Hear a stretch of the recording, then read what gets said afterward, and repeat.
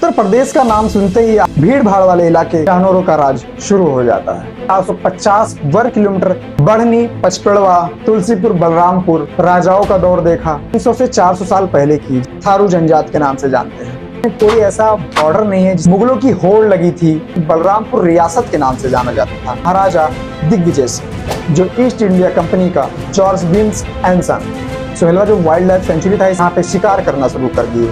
तो तेंदुआ, बाघ, हिरण वगैरह की तादाद धीरे धीरे कम होने लगी। 1947 अंग्रेज और जमींदारी जंगल की कटाई की वजह से भारत सरकार ने इसे दूर दूर से प्रवासी पक्षियां भी चित्तौड़गढ़ जलाशय फॉरेस्ट विभाग के जो अधिकारी होते हैं, सोहेलवा वाइल्ड लाइफ सेंचुरी बाघ भी रहते हैं और ये जंगल हमेशा जिंदा रहेगा।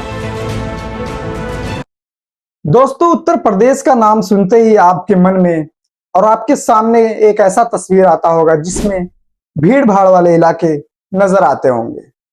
लेकिन इसी उत्तर प्रदेश के नेपाल सीमा से सटा हुआ एक ऐसा जंगल है जहां पे आज भी रात होते ही जानवरों का राज शुरू हो जाता है। जी हां, मैं बात कर रहा हूं सोहेलवा वन्य जीव अभ्यारण्य का, जिसको इंग्लिश में सोहेलवा वाइल्ड लाइफ सेंचुरी के नाम से जाना जाता है।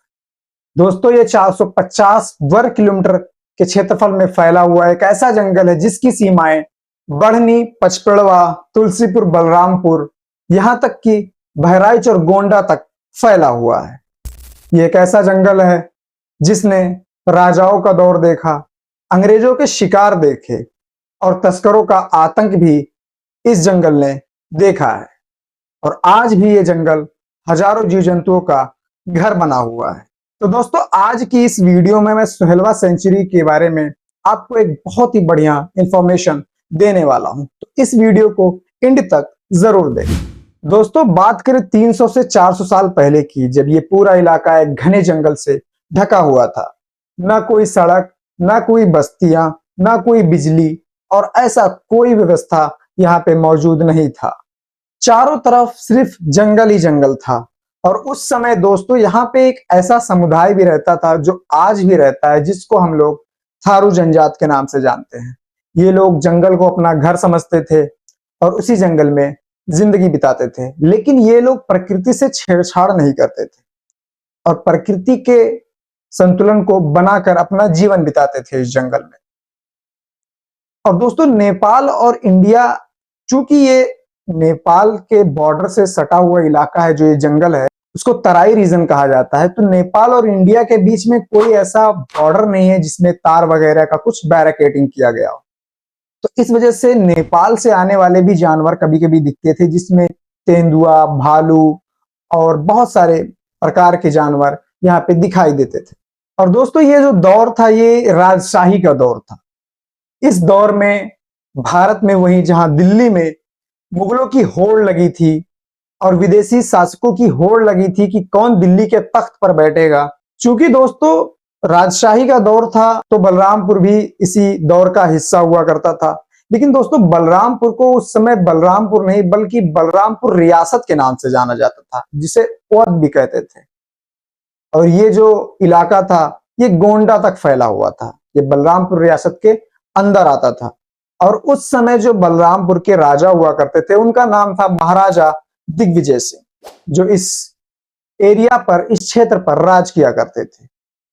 तो जब राजाओं का दौर था तो उस समय भी इस जंगल में शिकार हुआ करते थे। राजा अपने लाव लश्कर के साथ शिकार पे जाया करते थे और उस समय लकड़ियों का भी कटान होता था कहीं ना कहीं, क्योंकि सरकार में यानी जो राजा होता था वो जब कुछ बनवाता था तो उसमें पत्थर या लकड़ियों का ही यूज होता था। तो कहीं ना कहीं इसी जंगल से जाता था। दोस्तों, फिर आया एक दौर जिसको हम अंग्रेजों का दौर कहते हैं। जब ये अपने ही खून में नहाएंगे तब हम बिना एक तीर चलाए पूरे भारत के मालिक बन जाएंगे।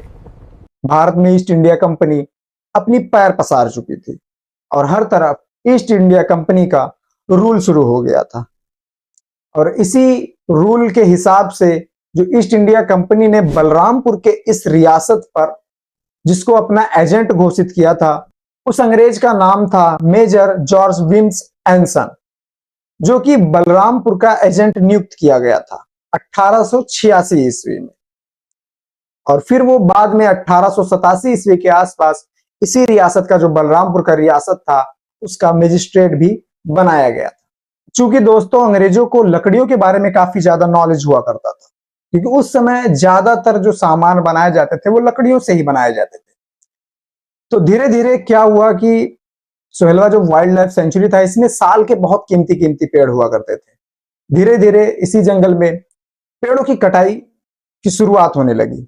लाखों की तादाद में यहाँ पे पेड़ काटे जाने लगे और इन्हीं पेड़ों से रेलवे की पटरियां बनाई जाने लगी और अन्य सरकारी इमारतें भी इन्हीं पेड़ों से बनाई जाने लगी। इसीलिए सोहेलवा से बहुत सारे पेड़ काटे जाने लगे।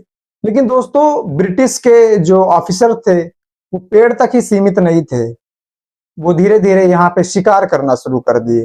वो बड़े बड़े हाथियों पर और घोड़ों पर बैठ कर जाते और तेंदुआ, बाघ, हिरण वगैरह इन सब जानवरों का शिकार किया करते थे, जिससे इस जंगल के जो जानवर थे उनकी तादाद धीरे धीरे कम होने लगी और ये काफी चिंताजनक विषय हो चुका था उस समय के लोगों के लिए। स्थानीय लोगों के अनुसार आज भी जंगल में कई शिकार मार्ग मौजूद हैं।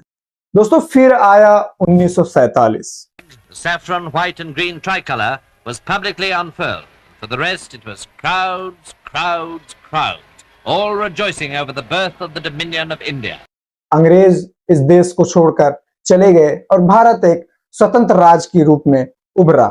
यहीं से अंग्रेज और जमींदारी खत्म की गई और ये जंगल जो है सीधा भारतीय गवर्नमेंट के अंडर में आने लगा।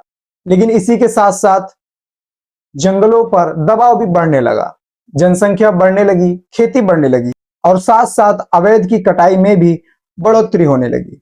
और ये सरकार के सामने काफी बड़ा चैलेंज था कि जंगल को कैसे बचाया जा सके, क्योंकि इसी वजह से जंगल की कटाई की वजह से जंगल के जानवर जो थे उनकी भी तादाद घटने लगी थी और सरकार के सामने एक बहुत बड़ा चैलेंज था कि इस जंगल को कैसे बचाया जाए। और सरकार को पता था कि अगर ये जंगल नहीं बचाया गया तो हमारी आने वाली जो पीढ़ी है वो इस जंगल को सिर्फ तस्वीरों में ही देख पाएगी। फिर आया वर्ष 1988। 14 नवंबर 1988 को भारत सरकार ने इसे पूर्ण रूप से एक वन्य जीवन घोषित कर दिया। सोहेलवा जंगल से ये सोहेलवा वन्य जीव अभ्यारण्य के नाम से जाना जाने लगा। और दोस्तों इसको वन्य जीव अभ्यारण्य घोषित करने का मुख्य जो उद्देश्य था वो ये था कि जंगल की सुरक्षा की जा सके, यहाँ रहने वाले जानवरों की सुरक्षा की जा सके और भारत नेपाल प्राकृतिक कॉरिडोर को संरक्षित किया जा सके। चूंकि ये उत्तर प्रदेश का एक बहुत ही संरक्षित वन माना जाता था। दोस्तों सोहेलवा केवल पेड़ों का जंगल नहीं बल्कि ये हजारों जीवों की एक दुनिया है। यहाँ पे रहते हैं बाघ, तेंदुआ, चीतल, सांभर, नीलगाय, हिरण, अजगर और ऐसी सैकड़ों प्रजातियां पक्षियों की यहाँ पे निवास करती हैं। और ये जंगल बरसात में तो मानो हरे चादर में ढक जाता है, इतना खूबसूरत इस जंगल का व्यू हो जाता है बरसात के मौसम में। और सर्दियों के मौसम में यहाँ पे दूर दूर से प्रवासी पक्षियां भी यहाँ पे आती हैं। और इसी वन्य जीवन के पास में मौजूद चित्तौड़गढ़ जलाशय और इसी वन्य जीवन के अंदर मौसमी नाले जो होते हैं ये यहाँ के जीवों के लिए एक जीवन रेखा का काम करते हैं। दोस्तों सोहेलवा सेंचुरी पहले की तुलना में काफी ज्यादा सुरक्षित माना जाता है। यहाँ पे फॉरेस्ट विभाग के जो अधिकारी होते हैं वो गश्त किया करते हैं ताकि अवैध कटाई, अवैध अतिक्रमण से बचा जा सके और यहाँ के जानवरों की रक्षा किया जा सके। बहुत सारी चुनौतियों के बावजूद यह जंगल आज भी मौजूद है और इसकी खूबसूरती भी देखने लायक है और इसीलिए ये उत्तर प्रदेश के बहुत ही सुंदर सुंदर जंगलों में गिना जाता है। और चूंकि ये जो सोहेलवा वाइल्ड लाइफ सेंचुरी, ये जो जंगल है, इसमें कई बार स्थानीय लोगों ने बाघ के देखने का भी दावा किया है और इसमें वन विभाग भी कहता है कि कहीं ना कहीं यहाँ पे बाघ भी रहते हैं और इन्हीं बाघों की वजह से इस जंगल को टाइगर रिजर्व घोषित किया जाए, इसकी मांग उठती रहती है।